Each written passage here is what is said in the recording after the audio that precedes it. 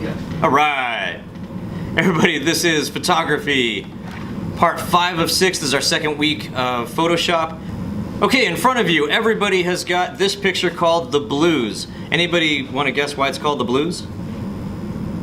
Yeah? It looks like there's something on top of it, right? This actually doesn't have anything on top of it, no filter effects or anything. This is a problem with what we call white balance. This is what happens when the computer or your camera, the computer inside your camera, doesn't know what is white. And sometimes we have to tell it what is white. Now what causes this often could be your settings in your camera, or it could just misinterpret light. Remember that all photography is just trying to interpret what light is around you and capturing it correctly. And sometimes our computers don't do a very good job. So this is a really good example of how to make some changes on what we call levels. So the first thing I want you guys to do is look on the right hand side over here on your panel, and you're looking for something that says adjustments. Can everybody find that, please? You'll know that you have it because there's the sun, and then there's levels and a bunch of other little icons here. And you'll notice that we have one layer, and that's our background. If anybody can't find something, please feel free to ask the person next to you or raise your hand. We'll come around and make sure that you see it. Does everybody see mine though? If I go over here, if I zoom in, this is what I'm looking for, is the adjustment tab. Anybody, if you're having a problem, take a look to the person next to you and see if they can help you out. If you see somebody next to you with their hand raised, please make sure that you try and help them if you can. If you can't, I'm happy to come over there too. Find it okay? Mine's not zoomed in very far. I'm gonna zoom in just a little bit. Okay, can everybody see my buttons now? Say yes or no. Yes. Thank you. All right, I love responses. The first thing we're gonna do is go over here to levels, and I'm gonna click right here, and this little thing's gonna pop up. I'm gonna get off of my zoom in, because you guys can see that okay, right? Yeah. All right. The first thing I'm going to do is I'm going to try to tell the computer what is white. So in this picture that you're looking at, what do you suppose might have been white, since nothing really is right now? Yeah, what was white? Kate? So this fence right here on the balcony is probably the brightest part, right? So what I'm going to do is I'm going to grab this eyedropper right here. Can you guys see that at all? Sorry, it's a little bit smaller on the screen. There you go. See those 3 eyedroppers we've got right there? Yeah. The top one is black, the middle one is gray, and the bottom one is white. And you can kind of see that because it looks white in the syringe or in that eyedropper, right? So I'm going to click on that. All right, you guys ready? Check this out. Watch what happens. Bing! Better? Looking a little bit better, right? Now, if you were to guess what is black in this picture, what is absolute black, what do you suppose might be the shadiest part of this? Let's go grab the black one. Like maybe underneath his jacket right here? Let's try that. Again, click right there. Dink! How's that looking? Is that looking better? Yeah? That was pretty simple, wasn't it? Now there is a middle one. If you felt like you still needed to tell the computer the colors, there is a gray one right here, and if you could find something that was gray, like maybe a part of a shirt, it's not quite black, you can click on it, and if you don't like it, you can click someplace else. And same with the white. If you decided that that white that you clicked on was maybe not the most white, or there was something else that you wanted to try to make white, you can. But I mean, right away you can tell that's a big difference, isn't it? What do you guys think? Looks all right? You can also make adjustments here. Now, is it too bright or is it too dark, for example? So I can take this level right here on the right and I can pull it to the left, and you can see how I can saturate it out completely or brighten him out. Whee! And I can do the same thing from the other side, grabbing the black, moving it in, there we go, and making it way too dark. I can also do the same thing with the midtones by changing them one way or another. You guys like that one? That was kind of fun, yeah? Those are levels.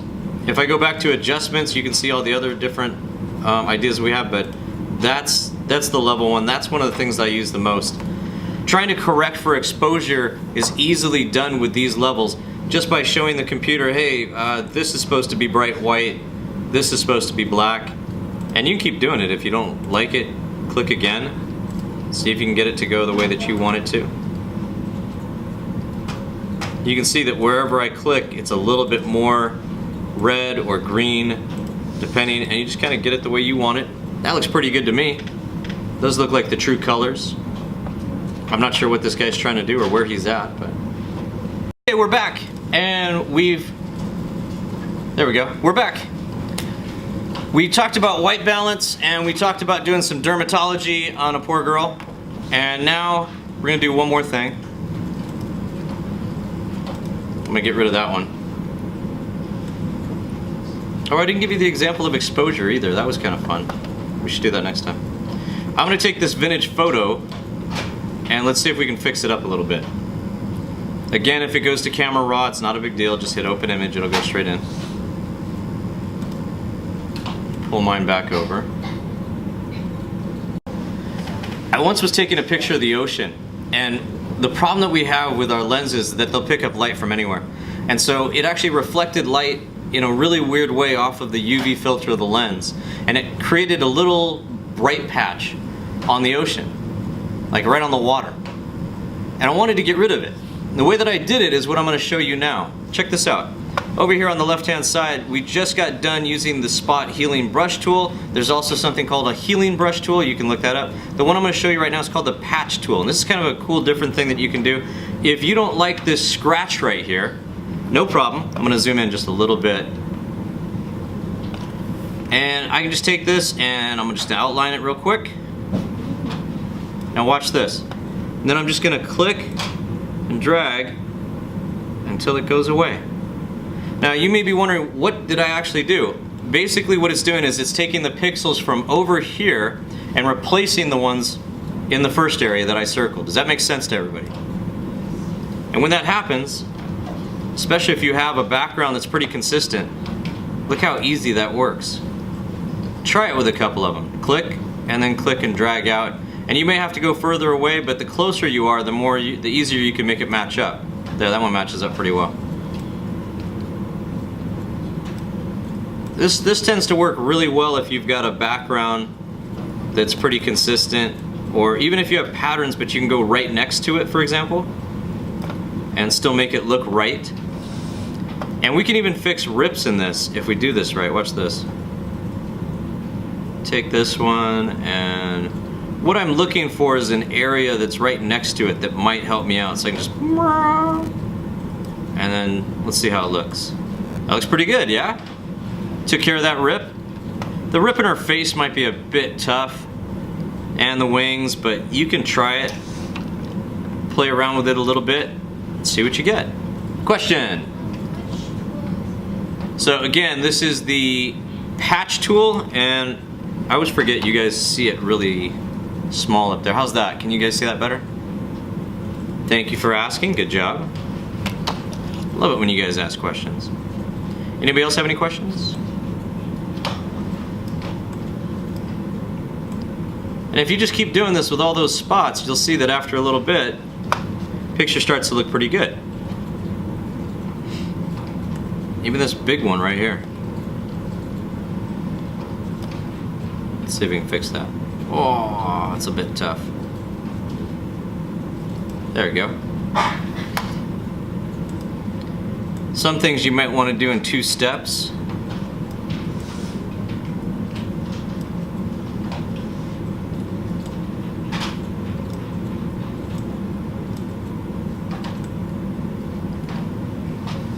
Oh, I messed up kind of right there.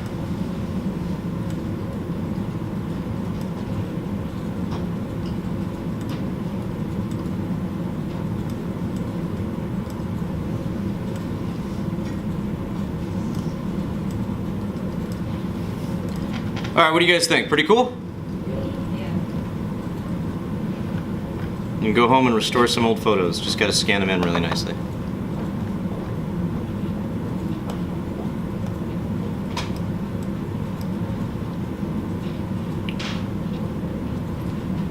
Okay, I'm going to stop right there, and we're going to take a little break and do something else for a second.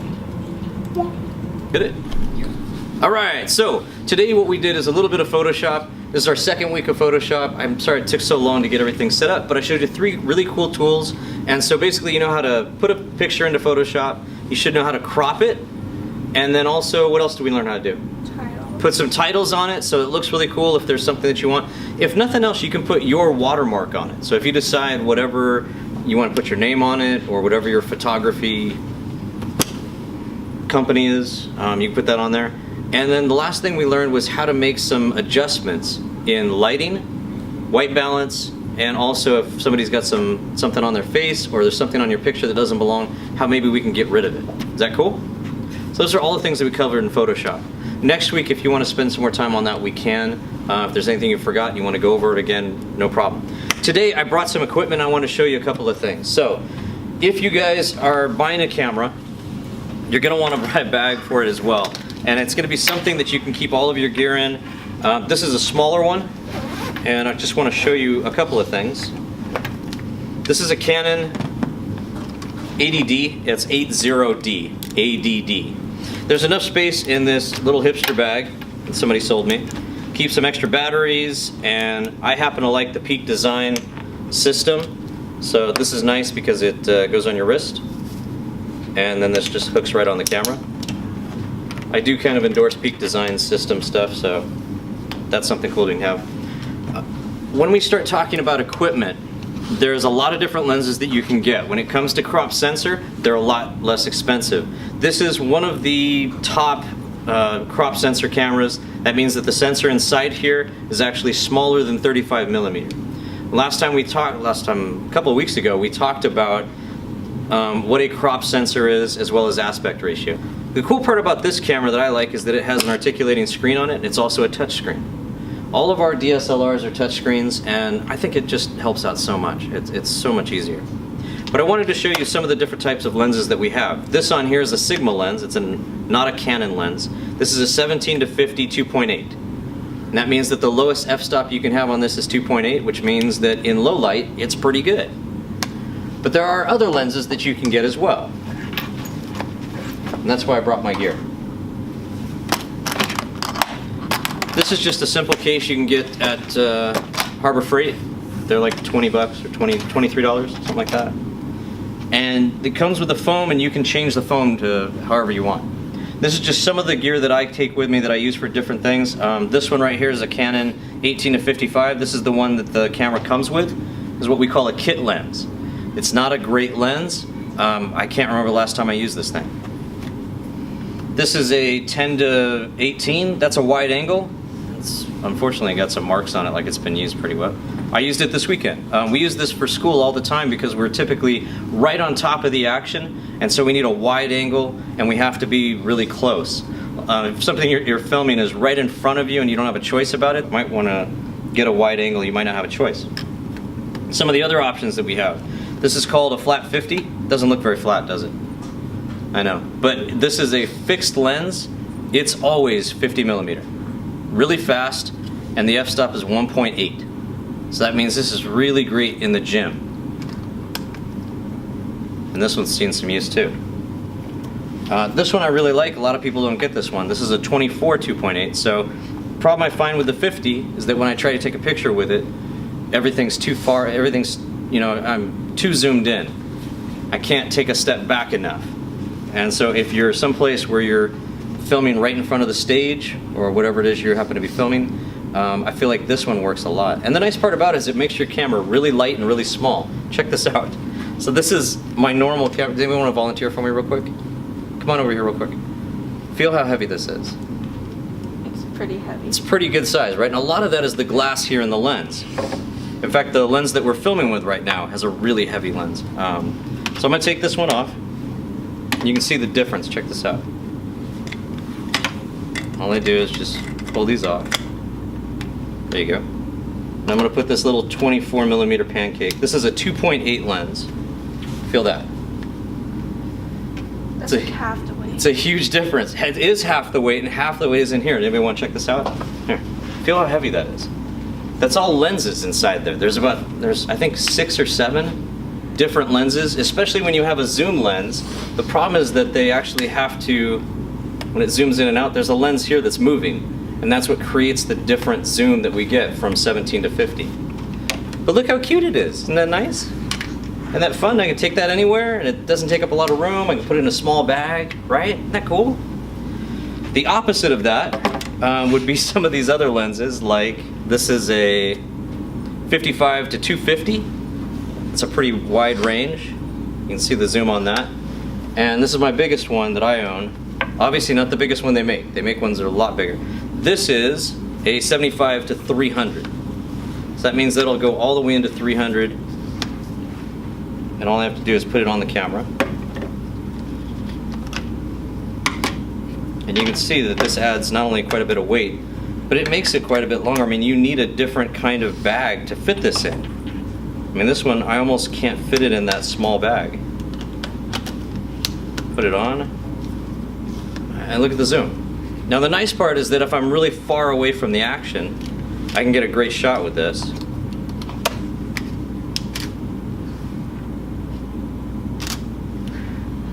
Right, look at that.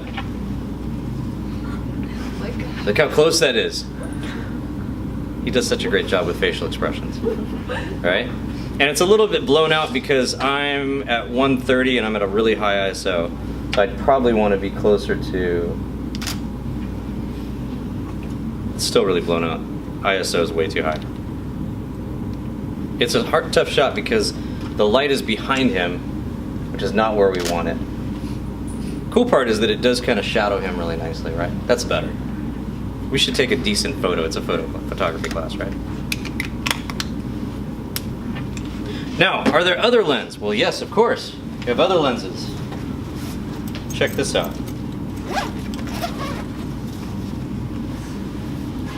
This is for, I think this is for Nikon. I do have one Nikon camera.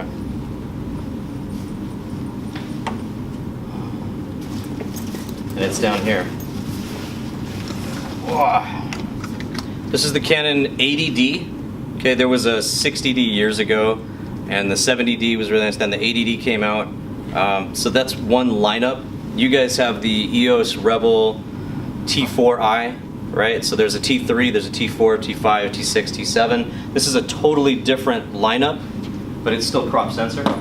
This is the Nikon, which has a cool hood on it. Really makes it look even bigger, right? And you guys might have seen this one before. This is the one that's on the broadcast when we do our intro. Nikon works quite a bit different, but still gives me really great zoom. Right now I'm at, I have to look at this and see. I'm on auto. That'll be interesting. You think so? I noticed that. I don't know if it'll even zoom. There we go. It's pretty good. I don't know, something about Nikon, man. Their stuff always looks really good. Right? But look how far I can zoom in on that. When you're in auto, the flash just automatically goes on, right? So, and it looks pretty good for onboard flash. So that's one of the lenses I have for the Nikon. Do I have two of them here? What's this one? Oh yeah, this is an 18 to 140. That's a really wide range for the Nikon one. And then in here I've got a couple more. Check it out. I've got, this is for Canon. This is an 8mm fisheye. This one you have to focus yourself, which is kind of cool, but it does give you that fisheye pattern you guys are used to seeing in skateboard videos, and it's great for filming video. We use it for all kinds of fun things. I have a special case for that one. And then just not to be outdone, we got the 50 for the Canon. On the Nikon, I also can make this a lot lighter. I'm going to take my little tiny one, put it away. This is pretty heavy. Anybody want to see? Come here real quick, hey. Check it out. Feel that? Put your phone down, right? Remember? There you go. Two hands. There you go. Does everybody remember how you hold a camera? Go ahead, show us. Do you remember? Put your right hand on the grip. That's your right hand. There you go. Put that on the grip, left one underneath. Every camera is going to be the same like that. And it doesn't matter how small the lens. I'm still going to hold it the same way. Okay, right hand right here. Remember, there's my, you got it. There you go, right on top. There's my shutter button. and then I can move the zoom with my left hand underneath like this. I never put it like this. But let's see if we can make it a little bit lighter, can we? Let's see this real quick. I'm gonna pull this off. There we go.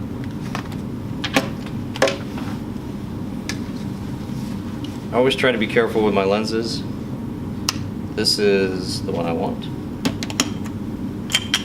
Just bought this recently. So I've got a 300 lens for the Nikon.